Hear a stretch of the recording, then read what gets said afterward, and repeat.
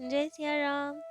तो अब तक हमने श्रवण किया कि किस तरह रामानंदाचार्य जी ने चित्रकूट में चित्रकूट विहारी विहारिणी जी के दर्शन करवाए, लीला दिखाई और जिसे देखकर सब प्रेम विवल भाव विभोर हो गए। और फिर सबको इतना भाव विभोर देके उन्होंने लीला अंतर ध्यान भी कर ली। तब सबको चेतना आई कि ये क्या हुआ, हम स्वप्न देख रहे थे या क्या थी। और सबको अपने गुरुदेव की महिमा का बोध हुआ और ठाकुर जी के दर्शन कर कर सब बहुत ही प्रसन्न हुए। रामानंदाचार्य जी के मुख्य शिष्यों में एक है अनंतानंदाचार्य जी। वे रामानंदाचार्य जी का जो श्रीमठ था, अधिकारी अर्थात महंत से जो एक नीचे स्थान पे होता है, वो मतलब छोटे महंत टाइप के। तो एक बार अनंतानंदाचार्य जी राम नाम का सुमिरन कर रहे थे, राम मंत्र को ध्यान रहे थे, उनका जप कर रहे थे। जप करते करते उनकी समाधि लग गई और उन्होंने राम मंत्र में एक अपार तेज दिखा और दिव्य अनुभूतियां हुई उन्हें। अब तो वो अनुभूति देखकर बहुत ही प्रसन्न हुए और अपने गुरुदेव के पास श्री रामानंदाचार्य जी के पास गए। गुरुदेव को बहुत प्रसन्न मन से उन्होंने अपने अनुभव सुनाए और बताया कि आज तो गुरुवर मुझे राम मंत्र की गरिमा का बोध हुआ और दिव्य अनुभव हुए। परंतु मेरा एक प्रश्न है कि राम मंत्र की उत्पत्ति कहाँ से हुई, ये सब कैसे आया हमारी परंपरा में, कृपा कर मुझे ये भी बताएं। तब रामानंदाचार्य जी बहुत प्रसन्न हुए और उन्हें बताया कि जो सृष्टि की रचना हुई है ये राम बीज मंत्र से ही हुई है, वो इनका मूल है। एक बार जानकी मैया और प्रभु बैठे हुए थे, तब माँ से बहुत ही प्रसन्न होकर और उनका आग्रह करने पर राम जी ने उन्हें अपना मंत्र प्रदान किया। माँ और राम जी अलग नहीं है, जानकी मैया और राम जी अलग नहीं, परंतु फिर भी संसार में ये मंत्र को प्रचार करने के लिए हर और इस तारक मंत्र को, मंत्र राज को पहुंचाने के लिए माँ ने ये लीला की। उनसे पूछा उनका मंत्र, तो राम जी ने खूब प्रसन्न होकर अपना मंत्र जानकी मैया को दिया। माँ ने वो मंत्र, जानकी मैया ने वो मंत्र हनुमान जी को दिया। अब हनुमान जी उनके लाडले प्यारे हैं, तो हनुमान जी तक पहुंचाया वो तारक मंत्र, मंत्र राज। हनुमान जी के द्वारा वो मंत्र आया ब्रह्मा जी तक। ब्रह्मा जी ने प्रसन्न होकर वो शिव जी को प्रदान किया। शिव जी तो सतत राम नाम का जप करते, इसी षडाक्षर मंत्र राम नाम मंत्र का जप करते हैं। जैसे मानस जी में लिखा है, तुम पुनि राम राम दिन राती, सादर जपहु अनंग अराती। तो शिव जी तो है ही राम जी के प्रेमी। तो शिव जी तक आया वो मंत्र और बहुत ऋषियों तक, ब्रह्मा जी से वो सनकादिक ऋषियों तक भी गया। सनकादिक ऋषियों से अगस्त जी तक, अंगिरा जी तक, सुतीक्ष्ण जी तक, शांडल्य जी तक, वाल्मीकि जी तक, शौनक जी तक। बहुत ही गुप्त मंत्र था, तो ये बहुत बड़े बड़े ऋषि जो उस समय के थे, सब तक ये धीरे धीरे मंत्र पहुंचा। अब ये मंत्र परंपरा में कैसे आया, रामानंदाचार्य जी तक कैसे पहुंचा? वैसे तो वो स्वयं राम जी, परंतु रामानंदाचार्य जी तक कैसे पहुंचा? अब वे स्वयं अपनी मंत्र परंपरा की ये परंपरा कैसे आई, वो अपने शिष्य अनंतानंदाचार्य जी को बताते हैं। तो रामानंदाचार्य जी बताते हैं कि ये मंत्र राम जी से माता जानकी पे आया, माता जानकी ने हनुमान जी को दिया, हनुमान जी ने ब्रह्मा जी को दिया। फिर ब्रह्मा जी से ये मंत्र वशिष्ठ जी तक आया, जो उन्हीं के पुत्र हैं। वशिष्ठ जी से ये मंत्र पराशर जी तक आया, पराशर जी से वेद व्यास जी तक, वेद व्यास जी से शुकदेव जी तक। वहां से महर्षि बोधायन पुरुषोत्तमाचार्य जी को प्राप्त हुआ, उनसे गंगाधराचार्य जी को, फिर सदाचार्य जी, रामेश्वराचार्य जी, द्वारानंदाचार्य जी, उनसे मिला देवानंदाचार्य जी को, फिर यतिराज श्यामानंदाचार्य जी, उनसे मिला शुदानंदाचार्य जी को, फिर चिदानंदाचार्य जी, पूर्णानंदाचार्य जी, श्रियानंदाचार्य जी, और श्रियानंदाचार्य जी से मिला हरियानंदाचार्य जी। फिर हरियानंदाचार्य जी ने वे मंत्र प्रदान किया श्री राघवानंदाचार्य जी को, जो कि श्री रामानंदाचार्य जी के गुरुदेव भगवान है। और राघवानंदाचार्य जी ने ये षडाक्षर तारक मंत्र राज प्रदान किया रामानंदाचार्य जी को। और तो बस फिर रामानंदाचार्य जी ने तो बहुत ही उदारता पूर्वक ये मंत्र प्रदान किया। उनका तो कहना था, शक्त अशक्त, अच्छे बुरे सभी भगवान की शरणागति के अधिकारी हैं। तो अब रामानंदाचार्य जी ने ये पूरी परंपरा अनंतानंदाचार्य जी को बताई और वे इसे सुनकर बहुत ही प्रसन्न हुए। अब चित्रकूट से चलकर रामानंदाचार्य जी और उनके समस्त शिष्य दर्शन करते हुए मिथिलापुरी आए और मिथिलापुरी में खूब प्रेम से दर्शन आदि कर कर वे लोग जगन्नाथ जी की ओर गए, जगन्नाथ भगवान जी के दर्शन करने। वहां पे आचार्य पाद को खूब सम्मान मिला।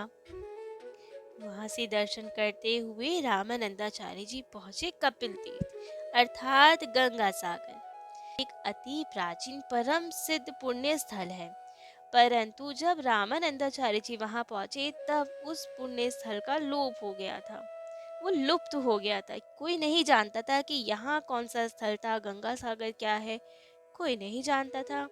तो जब यहाँ पहुंचे रामानंदाचार्य जी तो उन्होंने अपने सभी शिष्यों को बताया कि यही वो स्थल है जहाँ पे कपिल देव भगवान ने तपस्या की थी। यही वो स्थल है जहाँ पे गंगा जी सहस्त्रधारा होकर समुद्र में मिली थी और राजा सगर के 60,000 पुत्रों का उद्धार किया था। तो ये एक बहुत ही पुण्य तीर्थ है। कलयुग में समस्त पापों का नाश जीव यहाँ पे कर सकता है, सारे पाप यहाँ नष्ट हो जाते हैं। परंतु अब किसी किसी के मन में थोड़ा संदेह हो गया कि क्या पता गुरुवर ऐसी भावावेश में ऐसा बोल रहे हैं, कैसे पता कि यहाँ पे ये कपिल मुनि का ही तपस्थली है, क्योंकि तब तो कोई चिन्ह बचे ही नहीं थे उस स्थल के, केवल धारा थी, गंगा जी थी, समुद्र थे। तो उन्हें लगा कि शायद गुरुवर ऐसी भावावेश में बोल रहे हैं। तब तो रामानंदाचार्य जी ने सोचा कि इन्हें तो विश्वास दिलाना पड़ेगा, तो कुछ लीला की जाए। रामानंदाचार्य जी की लीला से पूर्व ही वहां कपिल देव भगवान साक्षात प्रकट हुए और सबको बताया कि रामानंदाचार्य जी बिल्कुल सत्य कह रहे हैं। यही वो स्थल है जहाँ पे मैं तपस्या करता था, मेरी तपस्थली है ये। अब उनके श्रीमुख से स्वयं ये सब सुन के तो सबको अपार श्रद्धा हुई और सबने उन्हें प्रणाम किया। तब रामानंदाचार्य जी के निवेदन पर कि आप अब यहीं स्थापित रहिए, यहीं पे एक स्वरूप में विराजित रहिए जिससे कि सबका कल्याण हो सके। उनके प्रार्थना करने पर कपिल देव भगवान श्री विग्रह रूप में परिवर्तित हो गए और वही श्री विग्रह आज भी वहां सेवित है। वहीं गंगा सागर में वही कपिल भगवान का श्री विग्रह सेवित है और खूब प्रेम भाव से उनकी सेवा की जाती है। श्री स्वामी रामानंदाचार्य जी ने उस समय स्वयं अपने कर कमलों से विधि पूर्वक वेद मंत्रों से वही उनकी प्रतिष्ठा की, पूजा की और असंख्य जन समुदाय में उनकी महिमा कही गई और कहा कि सब तीर्थ बार बार, गंगा सागर एक बार। स्वयं रामानंदाचार्य जी ने कहा। क्यों कहा?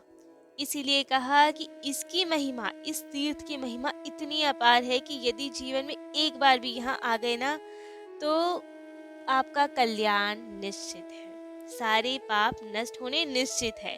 तो इसलिए बेशक बाकी तीर्थ आप बार बार करते रहे, उनके पुण्य लोप हो सकते हैं, लेकिन गंगा सागर में जो स्नान ध्यान किया जाए, क्योंकि स्वयं कपिल भगवान की तपस्थली है, यहाँ का पुण्य लोप नहीं होता। तो इसीलिए वहाँ पे आज भी प्रतिवर्ष मकर संक्रांति में एक मेला लगता है। उस महान मेले में उस शुभ अवसर पर बहुत से लोग स्नान दान करके अपने जीवन को सफल बनाते हैं। जब स्वामी जी इस तीर्थ की स्थापना कर ही रहे थे तभी जगन्नाथपुरी जी के राजा का एक संदेश आया। उनकी प्रार्थना आई कि हे प्रभु, हमारे यहाँ जो समुद्र है वो बार बार अतिक्रमण करता है, बार बार आगे बढ़ता रहता है, जिससे बहुत क्षति पहुंचती है। सारे जो लोगों का जीवन अस्त व्यस्त हो जाता है, उनके घरों में सब जगह बहुत ही बुरी स्थिति हो जाती है और कितनी बार भी प्रयास किया जाए समुद्र देवता बढ़ते ही जाते हैं और बहुत कष्ट हो रहा है, इससे हमारा दुख दूर कीजिए, कुछ कृपा कीजिए आप। अब तो रामानंदाचार्य जी ने कहा कि बिल्कुल, अब ये तो बहुत कष्ट की बात है, समुद्र यदि बार बार बढ़ता जाएगा तो बहुत ही समस्या हो जाएगी। तो उन्होंने विचार किया कि वापस जगन्नाथ जी जाया जाए, परंतु उनके शिष्य कबीरदास जी ने कहा कि नहीं नहीं भगवान, आप कष्ट ना कीजिए अब, आप यात्रा अपनी यहीं रखिए और हम जाते हैं, हमें आज्ञा दे आपकी सेवा करने का। तो रामानंदाचार्य जी ने कबीरदास जी को आज्ञा दी। कबीरदास जी आए जगन्नाथ जी और समुद्र को देखकर उन्हें रामानंदाचार्य जी का आदेश सुनाया और कहा कि स्वामी श्री रामानंदाचार्य जी ने कहा है कि अब आप कभी तनिक आगे मत बढ़िएगा, अन्यथा अच्छा नहीं होगा। और उनकी आज्ञा सुना के अपना एक चिमटा वहीं गाड़ दिया और बस उसके बाद से आज तक वो समुद्र कभी आगे नहीं बढ़ा, कभी उसकी चेष्टा नहीं हुई कि आगे बढ़े। वहीं पे अब जनता के अनुरोध पे वहां चंदन तालाब का जीर्णोद्धार किया और वापिस आ गए स्वामी जी के पास। वहां से अब रामानंदाचार्य जी ने रामेश्वरम की ओर प्रस्थान किया भोले बाबा के दर्शन करने। परंतु उस समय शैव और वैष्णव का घोर कलह चल रहा था। शैव और वैष्णव आपस में खूब लड़ते थे।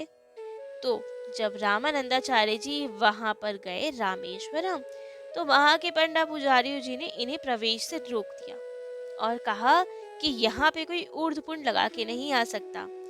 जैसे कि हमने स्टार्टिंग में एक बार बताया था कि हर संप्रदाय का अपना अलग तिलक होता है। वैष्णव ऊर्ध्व पुंड तिलक लगाते हैं। ऊर्ध्व पुंड मतलब, पुंड मतलब उंगलियां और ऊर्ध्व मतलब ऊपर की ओर। तो वैष्णव जो होते हैं वो ऊपर की ओर तिलक, जिसे त्रिशूल के आकार का तिलक लगाते हैं, यू शेप का, और बीच में एक लाइन होती है श्री जी। तो ये होता है वैष्णव तिलक जो हमेशा ऊपर की ओर जाता है। त्रिपुंड होता है लेटा हुआ तिलक, 3 उंगलियों से लगाया जाए। त्रि मतलब 3, पुंड मतलब फिंगर्स। तो त्रिपुंड जो आड़ा तिलक लगाया जाता है, लेटा हुआ 3 उंगलियों से लगाया जाता है, वो होता है शैव, शिव जी का प्रतीक, जैसे धनुष के आकार का होता है। तो रामेश्वरम अब शिव जी की स्थापना थी, वहां पे शिवलिंग थे, तो शैव स्थान माना जाता था वो उस समय। जबकि है तो राम जी द्वारा स्थापित, तो वैष्णव का भी तो अधिकार है वहाँ, तो वो दोनों का है। लेकिन तब कलह था, तो वैष्णव और शैव के बीच द्वंद्व था। शैव उसे अपना स्थान मानते थे और वैष्णवों को प्रवेश नहीं करने दिया जाता था। तो इसलिए उन्होंने रामानंदाचार्य जी को प्रवेश से रोक दिया और कहा कि त्रिपुंड लगा के आओ तो प्रवेश मिलेगा, ऊर्ध्वपिंड वालों को यहाँ प्रवेश नहीं दिया जाता। तब तो रामानंदाचार्य जी ने कहा कि ये तो गलत है, शिव जी तो हमारे खुद ही वैष्णव है, वे तो विष्णु प्रिय हैं, और ऐसे ही विष्णु भगवान जी तो शैव है, वो शिव जी की उपासना करते हैं। परंतु आप तो यहाँ पे झगड़ा कर रहे हैं, तो भेदभाव नहीं होना चाहिए। परंतु उन्हें तो कौन समझाए, वे समझे ही नहीं। तो अब तो रामानंदाचार्य जी बाहर आके बैठे और उन्होंने अपना वही दक्षिणावर्त शंख बजाया। शंख बजाते ही सबकी सुध बुध गई, सबकी गतिमति हर गई, किसी को कुछ पता ही ना चले। और उसी स्थिति में शिव जी ने आकाशवाणी की और कहा कि हम में और नारायण में कोई भेद नहीं है, तो तुम वैष्णव और शैव में कैसे भेद कर रहे हो। रामानंदाचार्य जी को स्वयं मेरा ही स्वरूप मानो और उन्हें आदर पूर्वक मंदिर में लेकर आओ।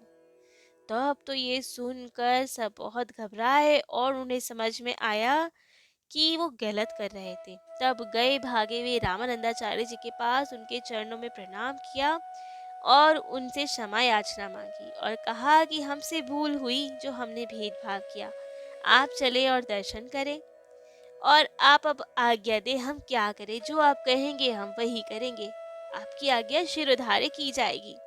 तब तो रामानंदाचार्य जी ने उन्हें आज्ञा दी और कहा कि शिव जी और नारायण में कोई अंतर नहीं है। तो ये शिव जी का स्थान हो चाहे नारायण भगवान का स्थान हो, सभी को, सभी हिंदुओं को, सभी को, जो भक्तजन है सभी को यहाँ दर्शनों की अनुमति मिलनी चाहिए, किसी के लिए कोई प्रतिबंध नहीं होना चाहिए। तब तो उन्होंने कहा कि अवश्य अब से तिलक देखकर या किसी भी भाव से हम कोई भेदभाव नहीं करेंगे। और तब से आज तक वहाँ पे सबके लिए दर्शनों की अनुमति है। वहाँ ऊर्ध्वपुंड हो या त्रिपुंड हो, कोई भेदभाव नहीं होता। ये सब उपदेश देने के बाद अब रामानंदाचार्य जी सेतु तीर्थ में पहुंचे, सेतुबन तीर्थ जहाँ पे राम सेतु है, उनके दर्शन पूजा किया। और वहाँ के जो राजा थे, विजयनगर के राजा बुक्का राय जी, उनको अब इनके सामर्थ का, इनकी महिमा का बोध हुआ, तो इनका दर्शन करने आए और उन्हें खूब प्रेम से वहीं रोका और 9 दिन तक वहीं पे रहकर रामानंदाचार्य जी ने विधिवत वहाँ पे हितोपदेश दिए और सबको सन्मार्ग पे लाए और शैव और वैष्णव की कलह को समाप्त किया। आज के लिए इतना ही। आगे की कथा, आगे की लीलाएं कल श्रवण करेंगे। जय जय श्री सीताराम।